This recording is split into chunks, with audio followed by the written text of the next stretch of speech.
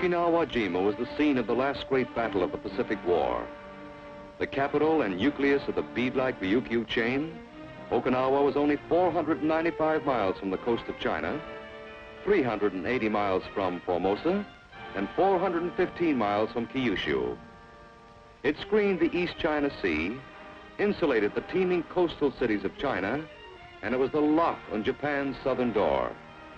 A vital link in the imperial mechanism, Okinawa was the funnel through which the enemy fed and reinforced his embattled fortresses to the south. Japanese aircraft, merchantmen, and fleet units paused at Okinawa's airfields and harbors en route to South China, Malaya, the Indies, and the Carolines. Okinawa and the Ryukyus was the Japanese jugular vein.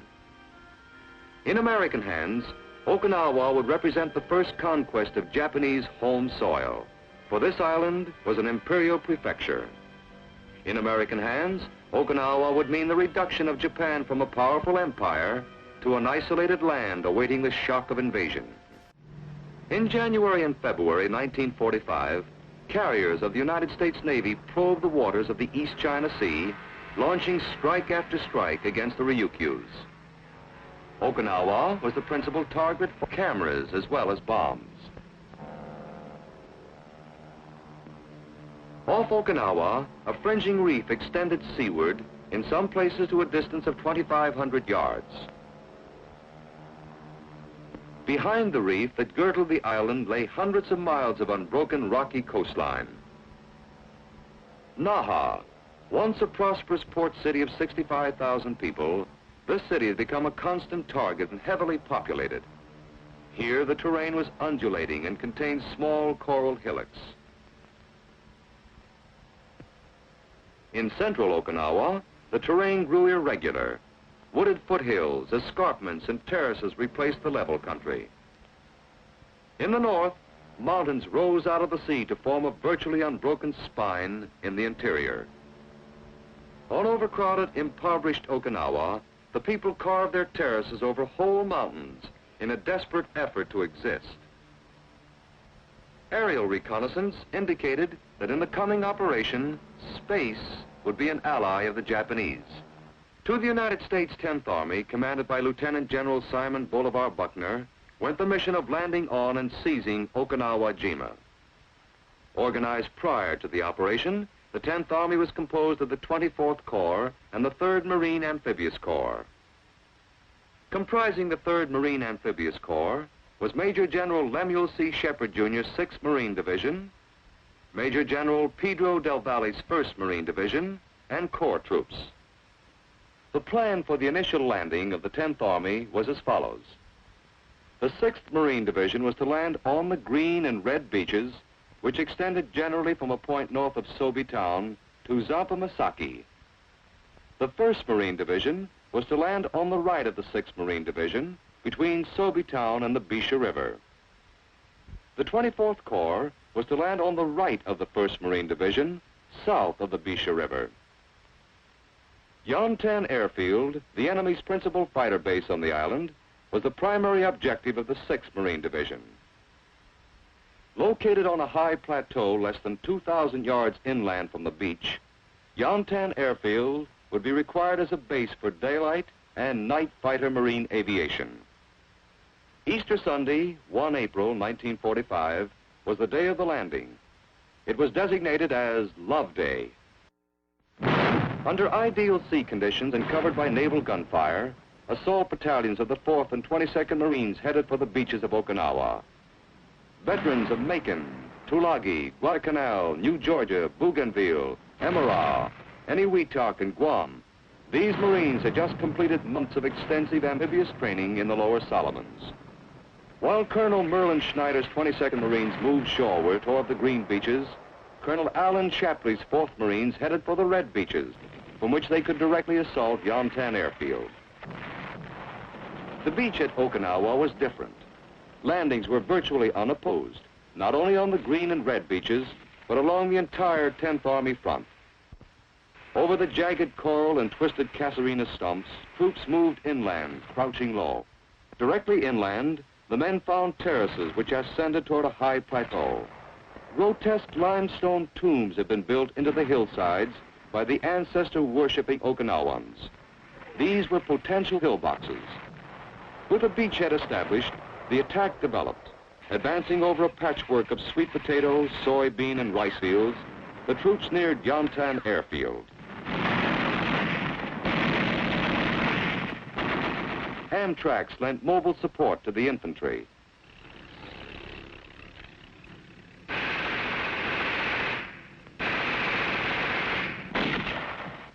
Resistance encountered during this phase was light and sporadic.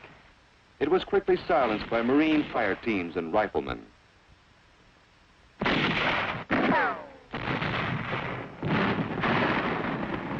By noon of Love Day, Yantan Airfield had been secured by the 4th Marines.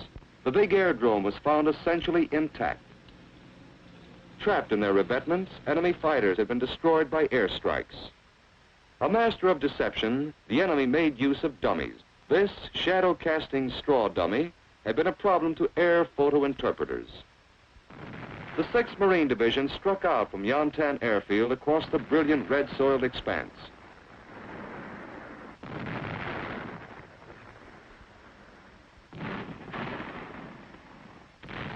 East of Yantan Airfield, contact was made with small enemy holding forces.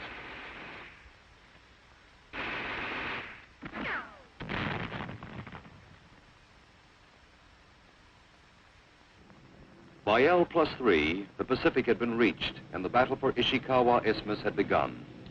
Henceforth, the enemy would have tenacious allies.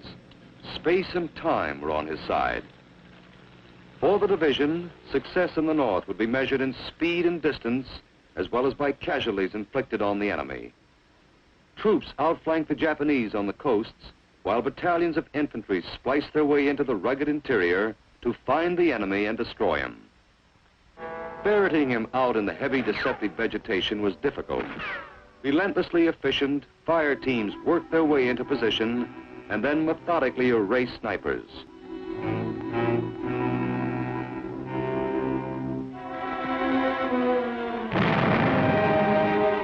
Split-second timing made it possible to seal the enemy in his caves before he cut you down. In the mountains of Ishikawa Isthmus, these dramatic sequences were filmed.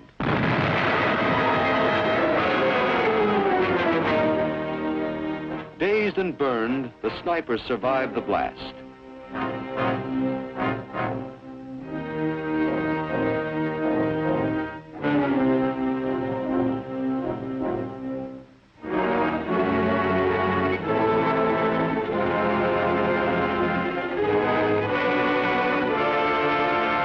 While first aid was administered, the prisoner was interrogated. Such interrogations revealed the locations of other snipers, and the hunt went on. Along the coasts of the isthmus, the division was in full motion. By utilizing every vehicle, by improvisation and tireless energy, this infantry division moved with the speed of a motorized unit. The uninterrupted forward movement achieved by the division kept the enemy off balance. Obstacles on which the Japanese had so heavily depended were overcome by the combination of effective equipment and trained hands. Heavy rains turned the coastal flats into a morass, but this obstacle too was overcome. By noon of L+6, elements of the 29th Marines entered Nago, principal northern town. After Nago was systematically searched and cleared, the division was prepared to undertake the conquest of the great northern segments of the island.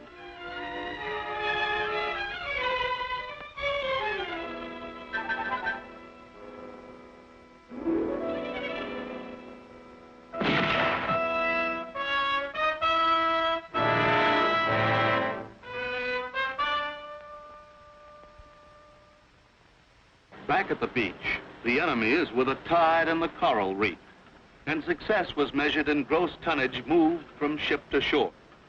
The modern infantry division is a complex organism. It requires gas as well as guts to move. and for this division averaging more than 5 miles per day over diverse and difficult terrain, the problem of supply was acute.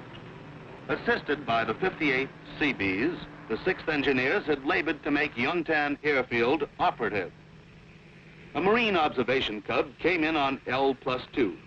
This was the first American plane to land on Japanese home soil since the outbreak of war.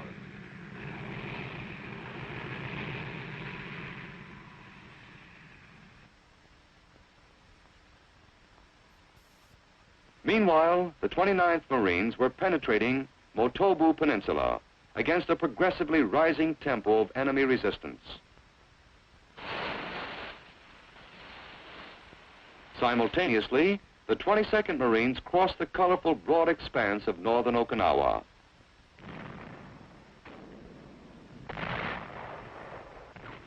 By L+12, the 22nd Marines had reached rocky Heido Cape at the northern extremity of Okinawa. Now, only a segment of Motobu Peninsula remained to the Japanese in the 6th Marine Division zone of action. Advancing into Motobu Peninsula, the 29th Marines took the village of Unten on the north coast. Intelligence officers studied the unique enemy base at Unten.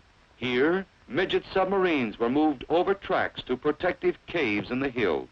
Japanese suicide boats were found near Unten. These speedy craft carried explosive charges in their bows for suicide ramming missions. The main enemy force in the north, commanded by Colonel Udo, was placed in elaborate mountain defenses at Mount Yaitaki. The 29th Marines drove in the enemy's outposts. Casualties mounted as the enemy lashed back with artillery and mortars to prevent encirclement. Artillery of the 15th Marines pounded the Yaitaki defenses, while the 29th Marines closed an iron ring around the enemy. Prior to the final assault, Colonel Alan Shapley took command in the Yaitaki sector. The colonel briefed the officers of his reinforced 4th Regiment. Plans for the assault were received and checked by platoon leaders and NCOs. Final orders were issued. 81mm mortars commenced a barrage against located enemy mountain positions. In these pictures, more living Japanese have been caught than in any others taken during the Pacific War. With mortar shells lobbing into their midst, more than 50 of the enemy came out of their holes to take up alternate positions.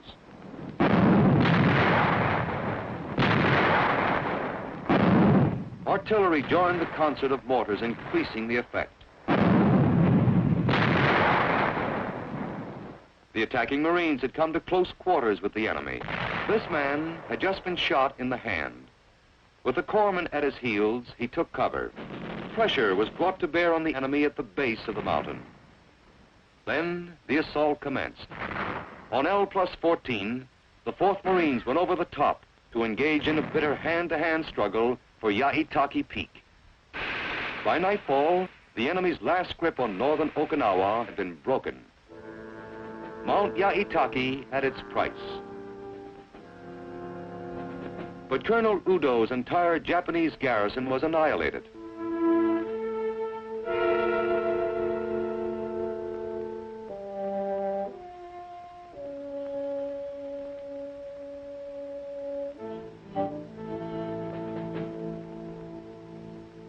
On the heels of the capture of Mount Yaitaki came the crushing news of President Roosevelt's death. A pall hung over Okinawa, as over every isolated segment of land or sea where Americans fought their global war. At a joint memorial service, fighting men of the 6th Marine Division paid tribute to their fighting leader. Like the buddies they had lost at Mount Yaitaki, he too had been a casualty. Mourned equally by men of all ranks, all creeds, all colors, Franklin Delano Roosevelt passed on. The faces of these mourners testify to the love which the departed president stirred in the hearts of his countrymen. The invading Marines brought more than fire and steel to Okinawa. They brought democracy. At Taira, an experiment was begun. A town council met under American guidance and proceeded to govern the people. Introduced to the democratic way of life, the Okinawan community flourished. Under Marine supervision, schools and medical facilities sprang up overnight. Working with the minimum of equipment, civil affairs personnel accomplished a miracle in northern Okinawa.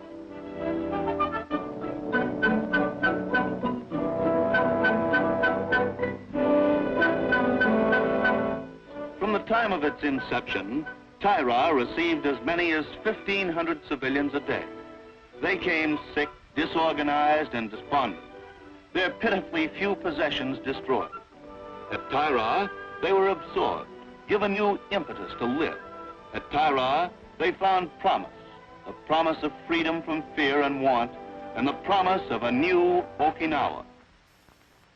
In contrast to the conquered and now quiet north, southern Okinawa shuddered beneath the impact of two great contending forces.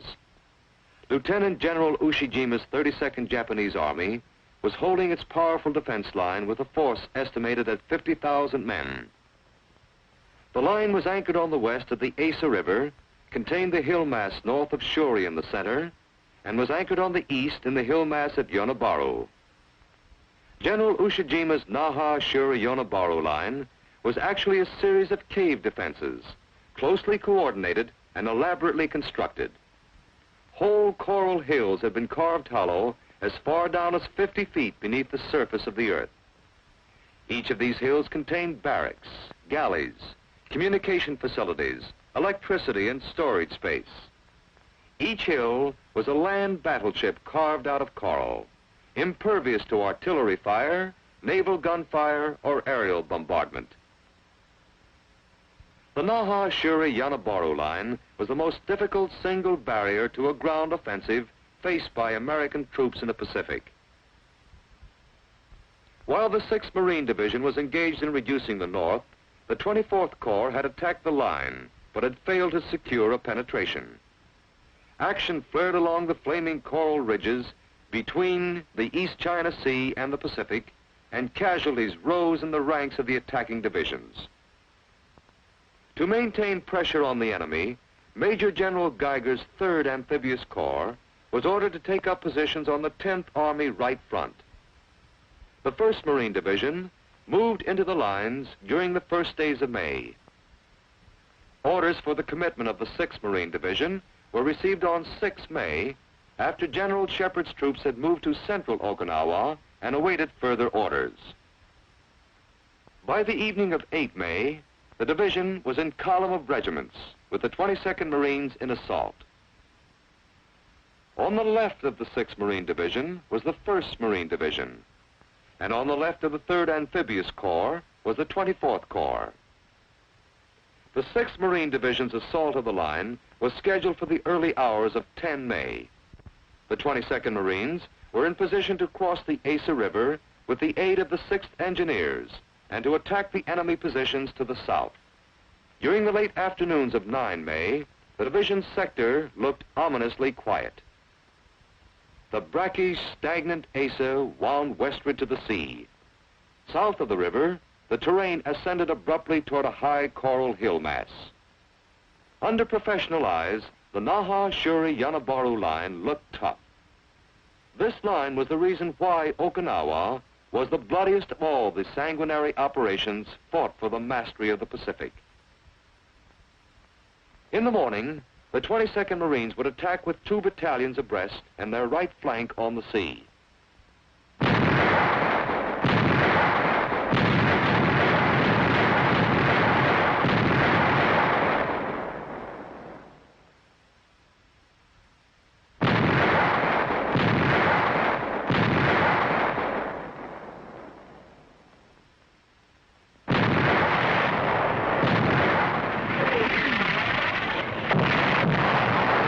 After a barrage lasting through dawn of 10 May, the infantry moved out past the Asa River. By 0800, the assault regiment had 2 battalions across the Asa, and the attack developed. A bridgehead of 1,400 yards was held under heavy enemy fire at the close of the first day.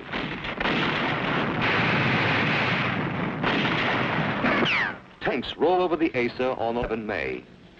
They used a Bailey bridge thrown up under fire during the night by the 6th Engineers. Joining the assault battalions, the tanks increased the pressure against the enemy. The battle mounted in intensity and casualties rose. Naval corpsmen, serving with the infantry, ignored the death in the air to tend the wounded. Tanks and infantry attacked the enemy's coral forts near the coast. While further to east, the battlefield shuddered under the impact of contending artillery. Enemy tank hunter teams, mines, and artillery knocked our vehicles out of action.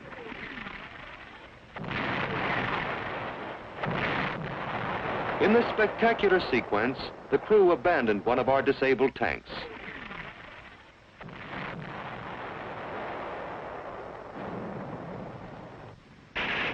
A rescue tank approached to tow it to safety.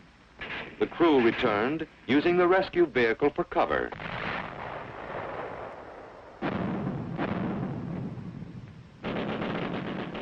Under a hail of enemy small arms fire, the crew used phosphorus grenades to lay down a smoke screen. As the enemy strove to destroy both vehicles, the disabled tank moved off under its own power. In another corner of the battlefield, preparations were made to attack an enemy hill fortress. While tanks shelled the gun forts, infantry moved into position for an assault.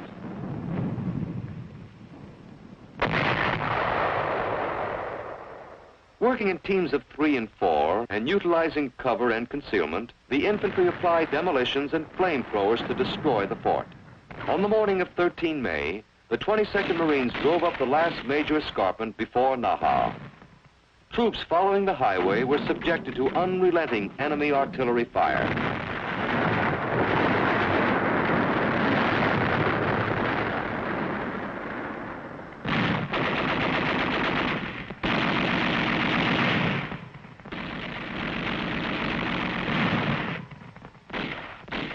On 14 May, the last of the enemy were driven from the high ground.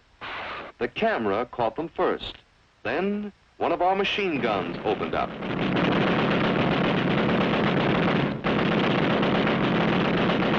Marines of the 22nd Regiment now looked down on the ravaged city of Naha, sprawling desolately beneath them. Artillery commenced to bombard the city, directed by observers manning our OPs.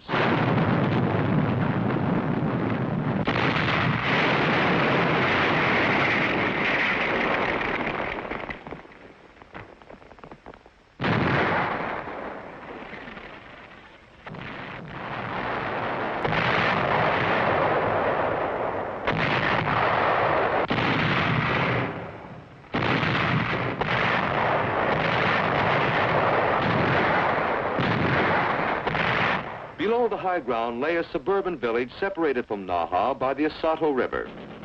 Machine gunners applied direct fire against this target.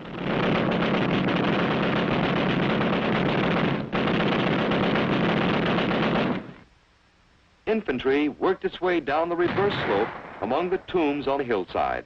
Then, infantry supported by tanks fought a brief bitter action for the suburb against enemy suicide groups entrenched in the rubble. After several hours, the 22nd Marines held the suburb, and with it, the north bank of the Asato at its mouth. Meanwhile, the battle shifted eastward. The 29th and 22nd Marines strove to reach the Asato River on a broad front to exploit the penetration already made into a breakthrough. Troops utilized the cover of the railroad.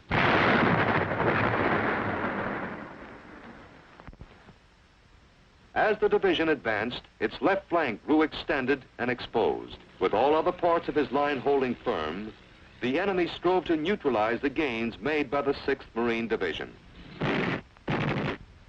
All available weapons were brought to bear on the enemy. Rockets were effective.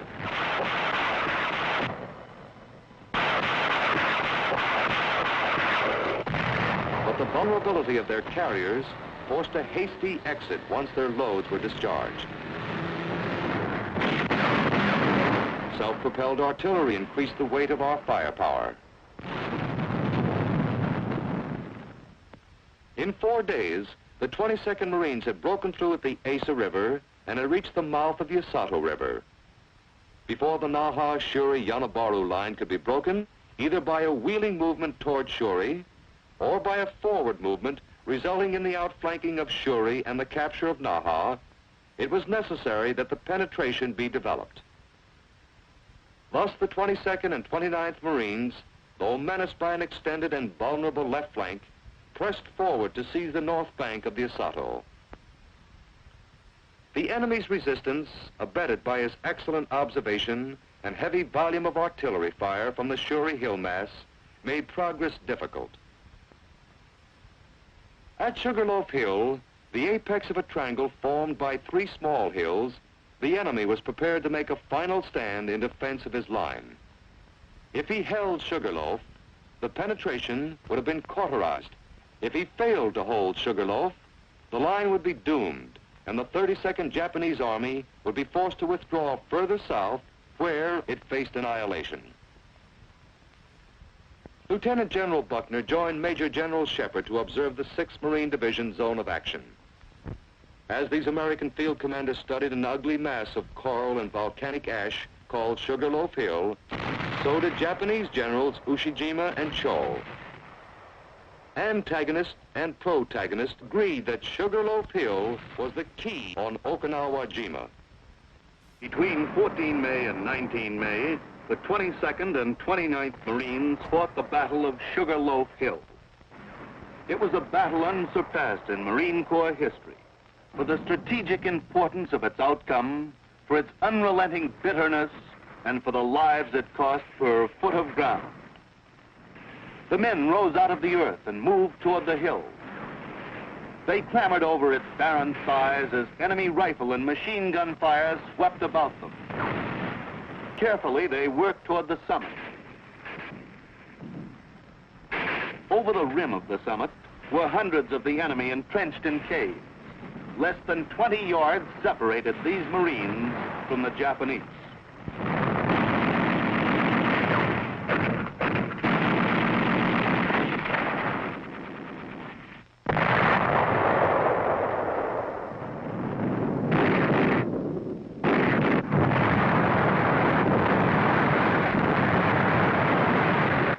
Casualties were treated as the battle swirled about them.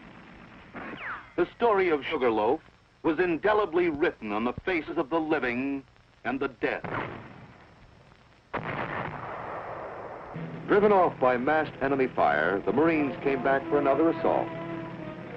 Sugarloaf Hill changed hands more than 11 times during the battle, costing the enemy an estimated 7 battalions.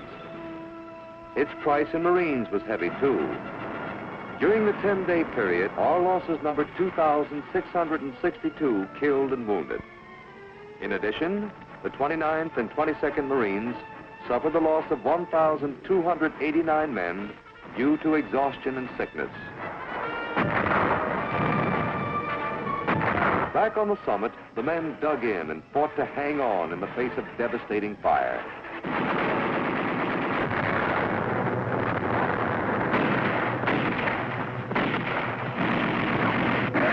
On 18 May, the 29th Marines stood on the hill once again. This time, they had come to stay. Rising to unbelievable heights of courage, they would not be dislodged.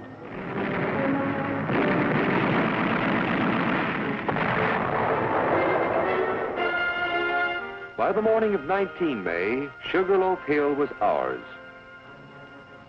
Even after the battle, the shifting ash of Sugarloaf continued to reveal the dead. These Marines were identified and removed for burial. The 4th Marines went into the lines and drove toward the Osato River. They crossed this barrier and entered the eastern suburbs of Naha.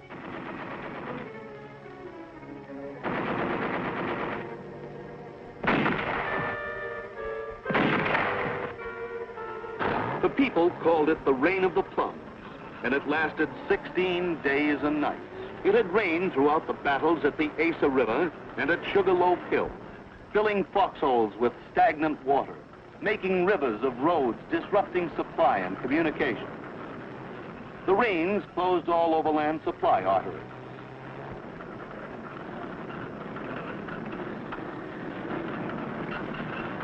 Amtraks were called into service to haul food, ammunition, and medical equipment over the reef fringing Okinawa's west coast. Having reached the north bank of the Osato in strength, the division was now able to enter Naha, the prize of the Ryukyus.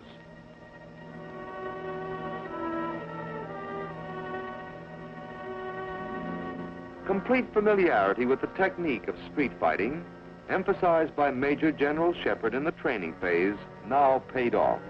Fire teams infiltrated into the maze of rubble, systematically destroying enemy pockets and clearing the city of snipers.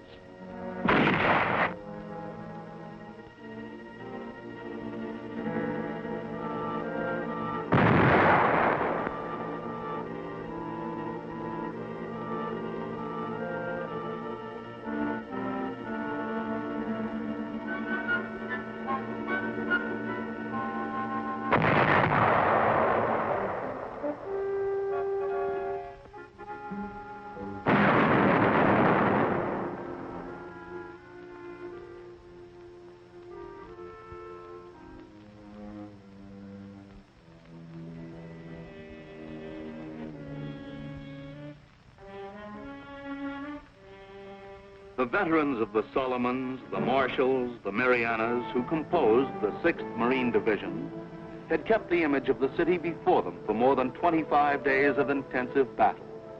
Most of them had not seen a city since they left the Golden Gate, and Naha, with its population of 65,000, had been the brightest star on their horizon. But the city they found was a graveyard. Its people had vanished with its buildings. Nothing lived in this desert of stone. An occasional arch remained upright.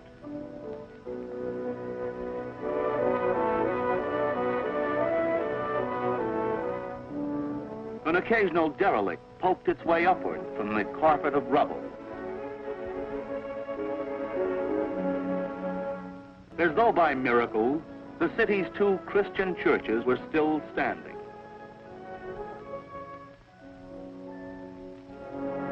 Only the front of Naha's movie theater was recognizable.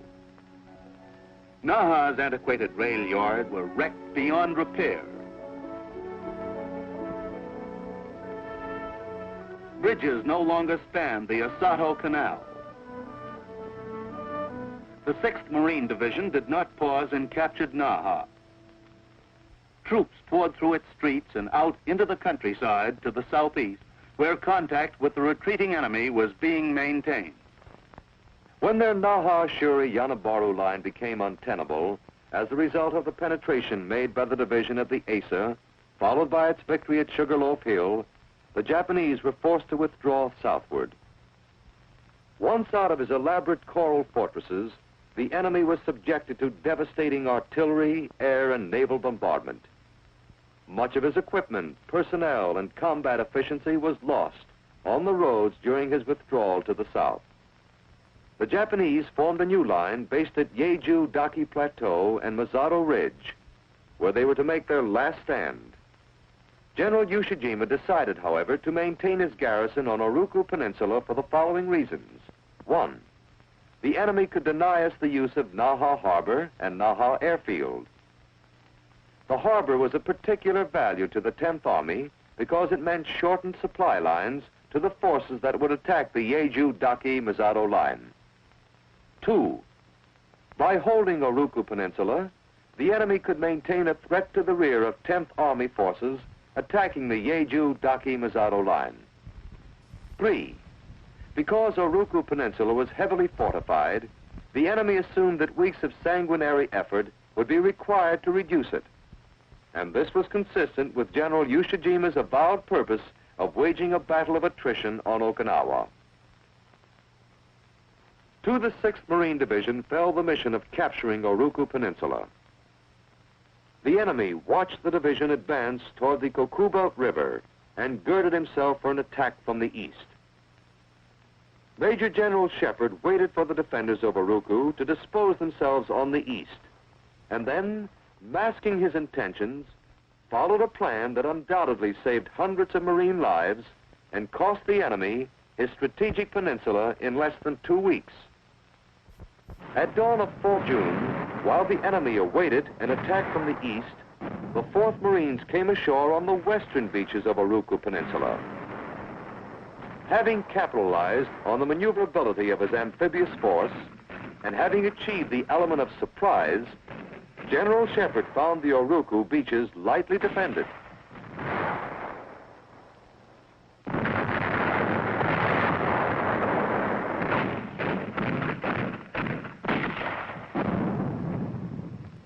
The 4th Marines moved swiftly inland.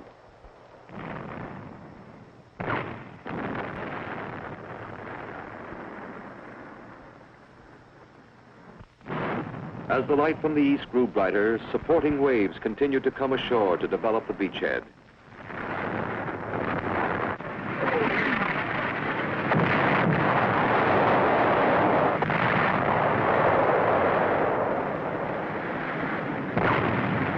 The surprised Japanese commander abandoned Naha airfield and attempted to cover it only by fire. Moving southeastward from the beach, the 4th Marines reached Naha airfield on 4 June and secured it on the 5th. This had been the enemy's principal ferry base for aircraft headed southward from Japan. With the airfield behind them, the 4th Marines pushed northward to the high ground which the enemy was defending. The 29th and 22nd Marines were committed from the east and west respectively.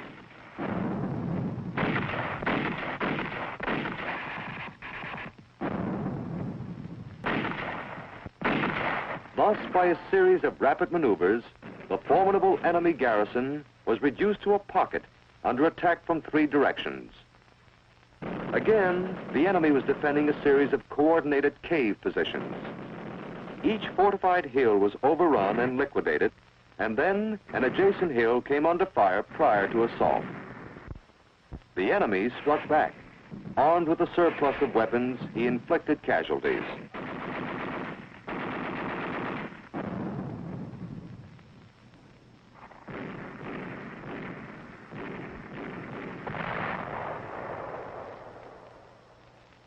Tanks were used to clear small valleys and ravines between hill forts.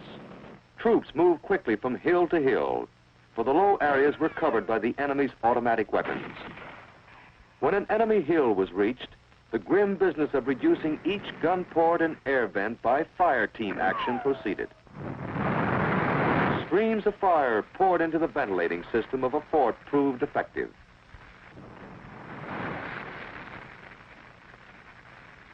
Demolitions. In the hands of experts, TNT was a powerful weapon. It blew in vents, caved in gun ports, sealed entrances and exits.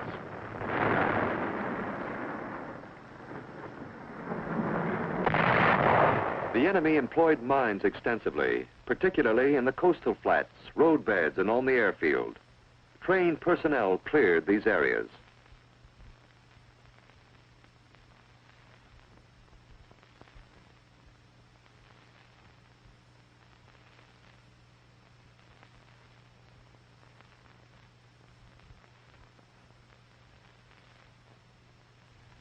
In addition to standard anti-personnel and anti-vehicular mines, the enemy used improvised tomato can mines. These were filled with picric acid and iron and steel fragments.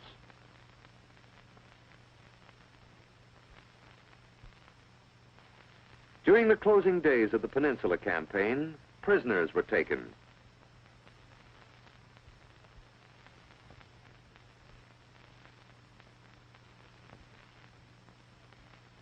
This Korean, taken from Admiral Ota's command post, had amputated a section of his own leg and managed to live.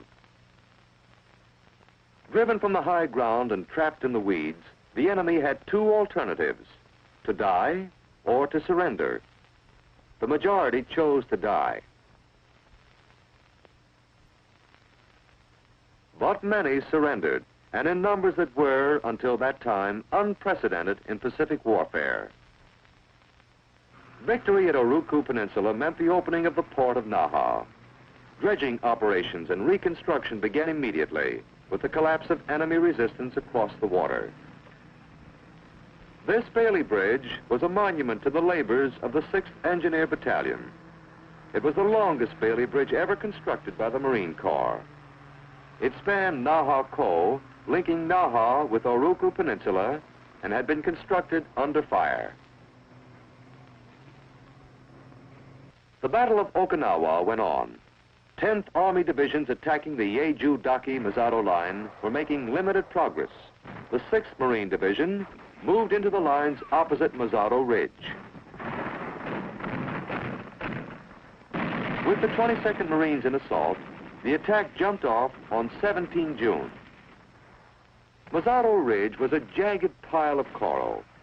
The enemy, scarcely perceptible, defended it from caves and crevices.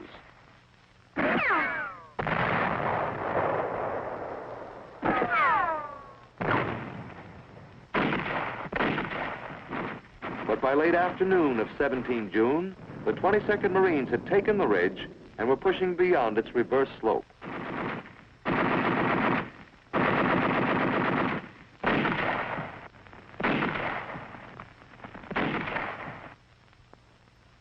Kuwanga Ridge was the next hurdle. Now the Marines could smell the sea at the bottom of the island, the sea that spelled final victory on Okinawa.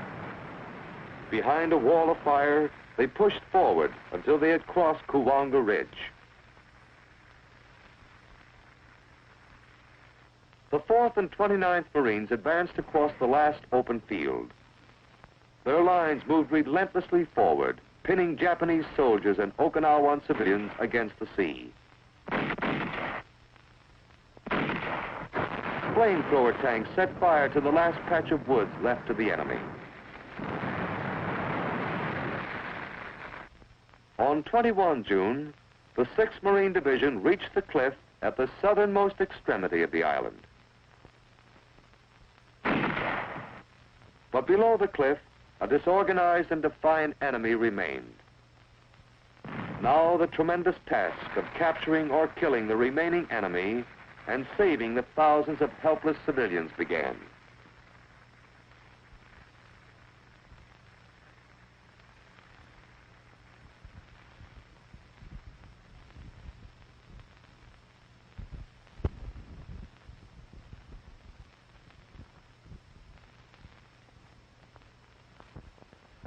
From this gargantuan cave, where they had taken refuge, the division evacuated more than 600 Okinawan civilians. Burned, starved, desperate people poured out of this cave at the bottom of the island after weeks of confinement. Most of them were too weak to walk. Most of them could not adjust their eyes to the sunlight after living in darkness.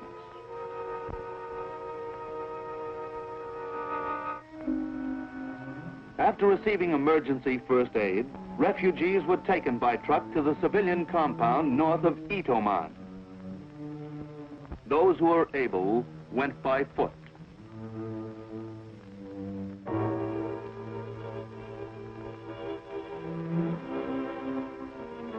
Every day, thousands of them poured into the civilian compound.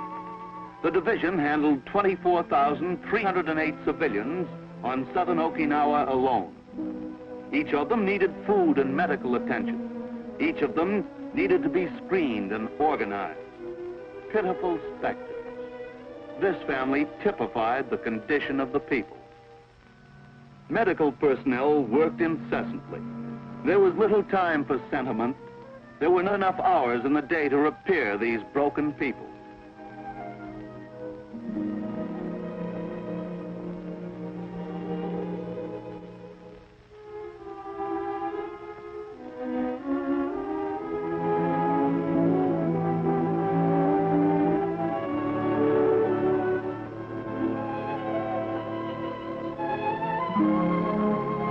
The indomitable Okinawans won the respect of their conquerors. Stoically, they adjusted themselves to their terrible situation, helping themselves wherever possible. Not even the children cried.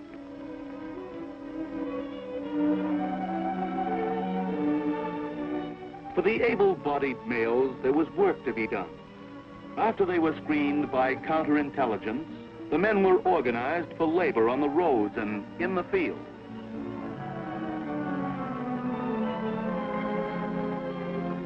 Equally as spectacular and more significant was the haul of Japanese prisoners taken simultaneously from the bottom of the island. Surrender leaflets fired into the enemy's lines by artillery, coupled with other propaganda warfare methods, brought unprecedented results. The 6th Marine Division took 3,254 prisoners on Okinawa, the largest number ever taken by a Marine division in the Pacific War. The Okinawan people watched the miserable remnants of General Yoshijima's 32nd Army trot back to the prisoner of war stockade. The legend of Japanese invincibility was for them eternally broken. Docile and beaten, they climbed into trucks that bore them to the prisoner of war stockade near the division command post. Here they found plenty of silent, beaten company. Each man was searched by trained military police.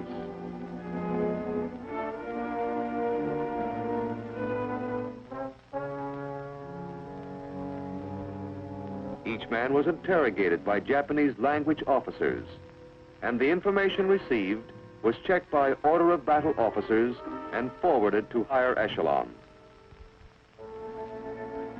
At the prisoner of war stockade, there were facial studies for the camera to record.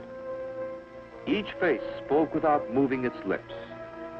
Each face was eloquent. They spoke of defeat, of despair, of disillusion. These were young faces and old, tired, bitter faces, sullen faces that won another chance. But all were the faces of a defeated people.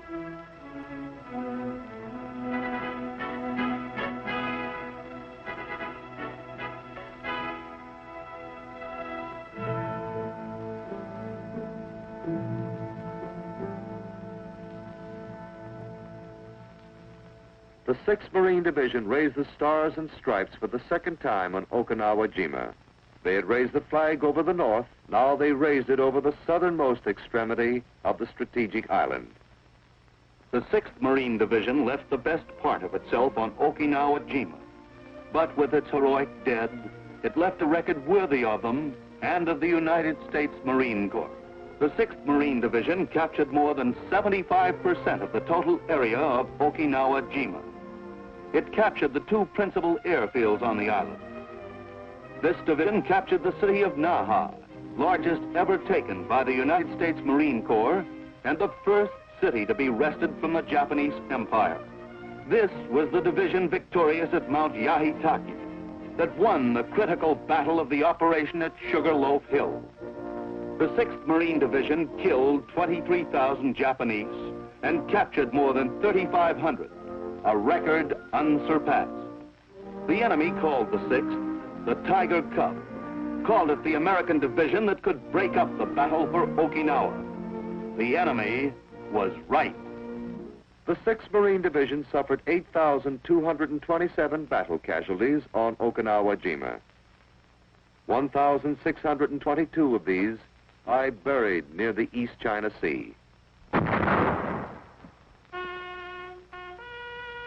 These were men who died on the fringe of the atomic age. These were men who had fought the enemy from the beginning, in the jungle and on the atolls of the broad Pacific, and who had died fighting him on his own soil. These were men who never doubted and never knew the outcome. A day was set aside for those who fell. At a formal ceremony, they were honored by those of their fellows who had survived them. The chaplain prayed for them. The division commander humbly thanked them. Then, their friends bid them a last silent goodbye.